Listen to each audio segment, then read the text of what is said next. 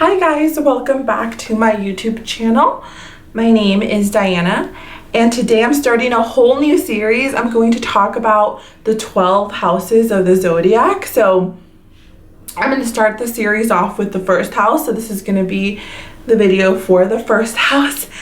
And the reason I decided to go into the 12 houses next is because I feel like if you're really trying to get into astrology and just, understand your birth chart, the 12 houses are going to really give you more detail, because the only way that you can use your 12 houses is if you know what time you're born, because you need to know the order that your houses will fall in, and you'll know that if you know your ascendant sign. So it's important that you know your time of birth for this, and the 12 houses are really different areas of your life.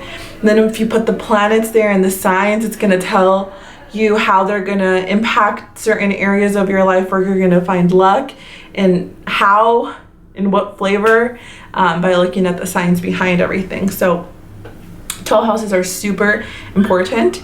Now I already made videos for the ascendant. The ascendant sign is the cusp of the first house, but it doesn't, it's not the entire first house. One thing, so if you guys want to know about your specific ascendant sign, like where that point in your chart is that starts off your life, which is your ascendant, then look at the links below and you'll find, yeah, those videos are the first that I did. But today I'm really just going to get more into like what the first house really means, and how it holds a lot more than your ascendant, and what happens if certain planets fall in your first house, because that's super important, right? So let's get started. Your first house is like the start of your life. It's the beginnings. There's a reason that Aries is the natural ruler of the first house, because Aries is naturally has this childlike characteristics where it likes to approach things head first, without like really, knowing about anything. So in this world, you're born not knowing about anything. The first house is literally the house that's all about you.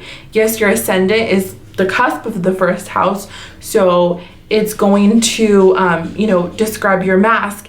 And the first house does hold your mask, your personality, your body type, sometimes how you look, but it's really just this filter that we carry, because it all, then we get into deeper things like our moon sign, our Venus and Mars sign. Like, we are complex as human beings. Our personalities are complex. And before we let people in, I should say, this is what the impressions that we give off. One could say, for example, that the first house is like, basically, it kind of does have to do a lot with our environment and how we were raised. I mean, for example, I'm an Aries ascendant, yes, and I was the firstborn child. My family has cultivated me and kind of raised me to be the leader in situations, the leader for the family, the one that takes charge and carries my family into battle and makes decisions if need be. That's how I was cultivated. If you have somebody with a Cancer ascendant, for example, the environment that they were raised in maybe taught them to be the protector of everybody, the protector of the family. And it's funny because, yeah, my brother is a Cancer ascendant, and that's kind of how he started off, knowing like, hey, you're the first man in our family, so you have to protect us. You're gonna be the man of the house, right? And protect your sister. Earlier, that the first house, the ascendant is in the first house, but it's not the entire first house, right? The reason I say that is because if you're at a lower degree position in your ascendant, then you're really gonna have stronger traits of that ascendant. So I'm sorry if I'm using myself as an example too much, but I'm just trying to help this make sense for you guys. If you're like a maybe 4, 5, 6, 7 degree, first degree Aries ascendant, you're really gonna display those traits strongly. And then if you're at a 26 degree Aries ascendant like I am, so even if you don't like, I don't really show them as strong as they could be, because most of my first house is taken up by Taurus, which is funny because a lot of you guys say that you guys think I'm a Taurus ascendant. Well, I'm not a Taurus ascendant, but Taurus is in my first house, and that's why anytime that I'm looking at like my daily horoscope, I kind of go with Taurus more, because it just makes more sense transit wise. But anyways, if you have the same issue, then I would always look at your daily horoscope and look at the sign next to your ascendant if you're at a higher degree position in your ascendant. So anyways, yeah, so a lot of people think that I'm like a Taurus ascendant, and I get it, because Taurus is technically the co-ruler of my first house, so a lot of things like are Taurus-y for me. My ascendant sign, yes, I relate to Aries. You know, I'm the type of person that moves quick. The first house, everything in your first house. Look at, you know, the co-ruler of your first house, and then look at the planet that rules your first house ascendant. So in my chart, Mars is going to be really strong, so look at where that falls to give you more about your appearance. For your first house teaches you how you're going to react to new situations. Okay, so let's go into the planets in your houses. So if you have, let's say, the sun in the first house, let's start with that. That's awesome. I know a few people with their sun in the first house, which I'm super jealous of, because it naturally makes you super confident.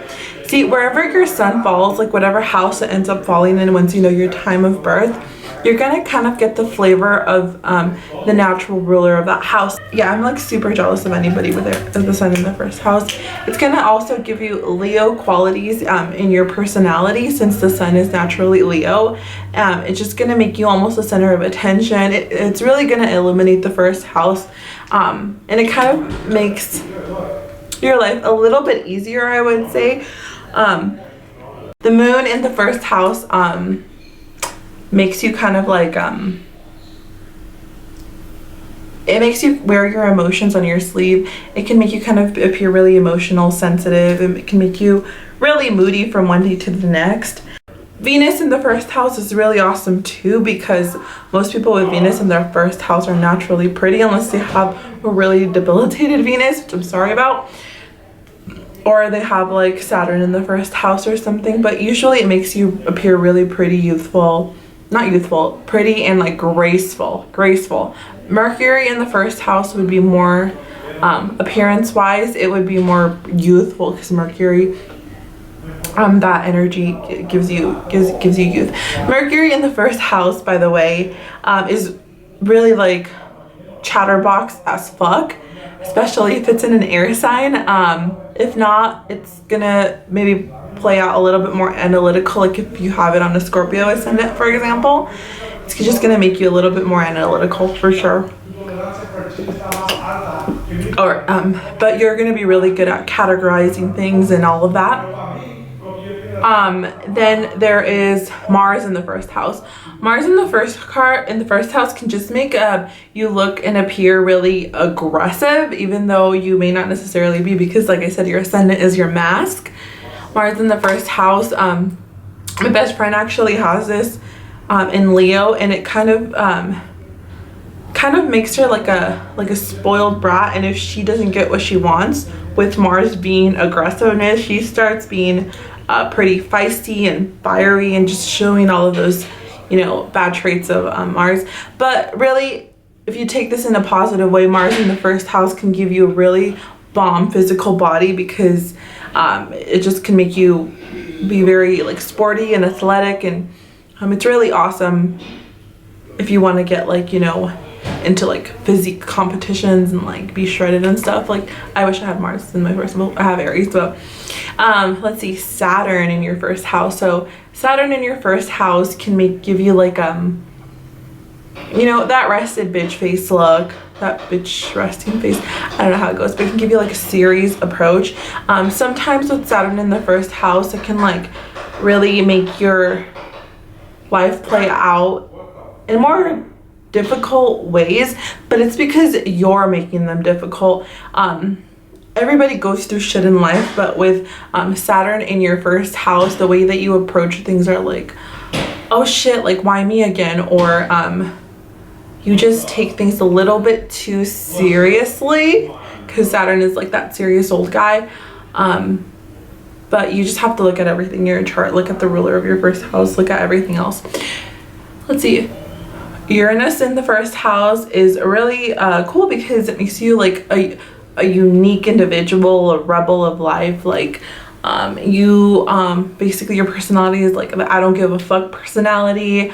The way that you look is, you know, the I don't give a fuck way. You can kind of like be a chameleon to whatever you want to portray, and it may be to, you know, absorb other people's emotions, and you just have to be careful with that because you really want to like be selfless for everything else. And okay, let's go move on to Pluto in the first house. Pluto in the first house gives you Scorpio-like qualities. The closer it is to your ascendant, also the cusp of the first house, the more it's gonna like be super intense with you. So you can also have that bitch resting face, but Saturn in the first house is just bitch resting face in general. Pluto is like you're just like staring people down, like psychoanalyzing them,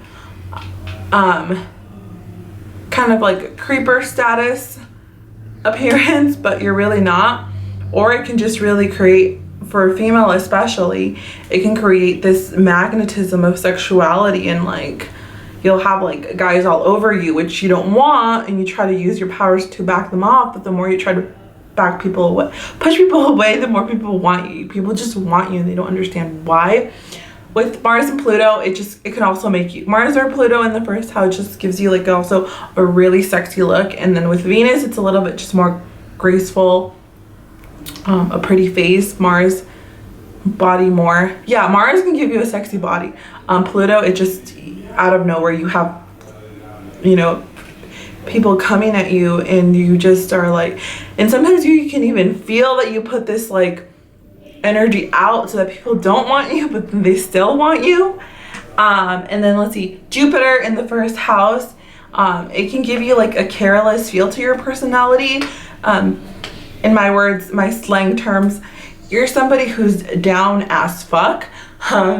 It can actually, depending on the sign it's in and how it's expressing, it can make you a little bit overweight, or just, you know, because Jupiter expands anything it touches, but you have to really look at everything. Stelliums, if you have a stellium of planets in the first house, pretty much you carry a lot of Aries energy. So definitely research anything you can about Aries, and that will help that will kind of relate a little bit more to you depending on the planet. Also look how tight the conjunction is between the planets, because that's what a stellium is. Conjunction between 3 or 4 planets or points in the chart. So look at that for sure. And if a person can't really control all of the energies of the planets within their personalities, it can create like a lot of nervous energy where from one day to the next they're just like super different. One can really benefit from like having self-control, having, you know, patience, and not going like headstrong into anything and everything, if that makes sense.